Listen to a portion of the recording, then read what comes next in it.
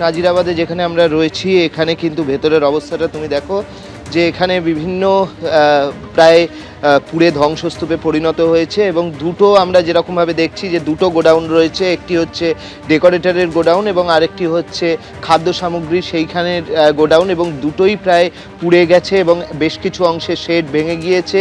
এবং যেটা আমরা দেখতে পাচ্ছি যে দমকলের প্রায় 12টি ইঞ্জিন অন্তত এখনও অবধি এই আগুন নেভানোর কাজ করছে এবং তারা আগুন নেভানোর কাজ যেরকম করছেন সেরকম পাশাপাশি দমকলের পক্ষ থেকে বলা হচ্ছে যে 6 জনের তারা খোঁজ পাচ্ছেন না, এরকম তাদের পরিবারের লোকজন অভিযোগ জানিয়েছেন।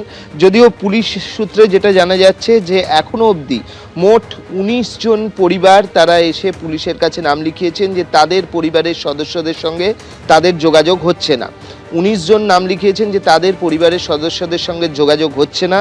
দমকল জানিয়েছে যে 6 জনের বিষয়ে তারা জেনেছেন এবং সব মিলিয়ে এখানে কারুর কোনো ক্যাজুয়ালিটি হয়েছে কিনা সেই বিষয়টা এখনও কনফার্ম করা যায়নি, কিন্তু নিখোঁজ রয়েছে অনেকজন এটা বলা যায়। এবং পরিস্থিতি তুমি দেখতে পাচ্ছ যে এখানটা ঠিক কীরকম অবস্থায় রয়েছে এবং এখানে দমকল যেরকমভাবে কাজ করছে তার পাশাপাশি আমরা সেই ছবি দেখতে পাচ্ছি। দমকল এখনো চেষ্টা চালিয়ে যাচ্ছে কি করে আগুন নিয়ন্ত্রণে আনা যায়।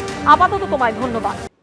কয়লা পাচার মামলার তদন্তে জোর দিতে হবে, কলকাতায় এসে ইডি অফিসারদের নির্দেশ ডিরেক্টর রাহুল নবীনের।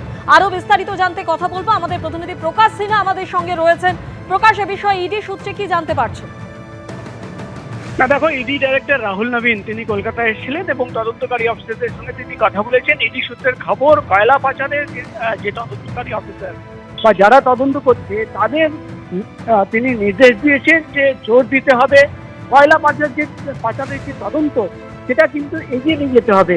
এবং তুমি জানো, দিল্লির অফিসাররা গত 5 বছর ধরে কয়লা পাচারের অন্য মামলার একটা তদন্ত করছেন।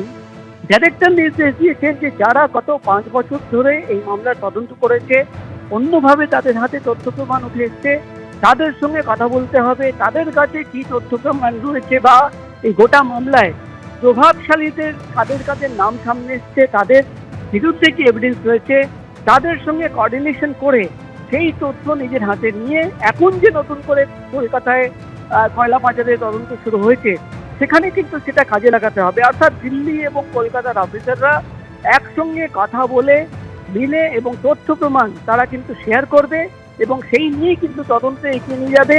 এবং ইডি ডাইরেক্টর রাহুল নবীনের সাফ নির্দেশ যে কলকাতার অফিসাররা যারা গত 5 বছর ধরে তদন্ত করেছে তাদের সঙ্গে কথা বলে তাদের সাহায্য নিয়ে কিন্তু তদন্ত করবে এবং আগামী দিনে এই মামলায় তদন্ত এগিয়ে নিয়ে যেতে হবে। ধন্যবাদ। এবিপি আনন্দ, এগিয়ে থাকে, এগিয়ে রাখে।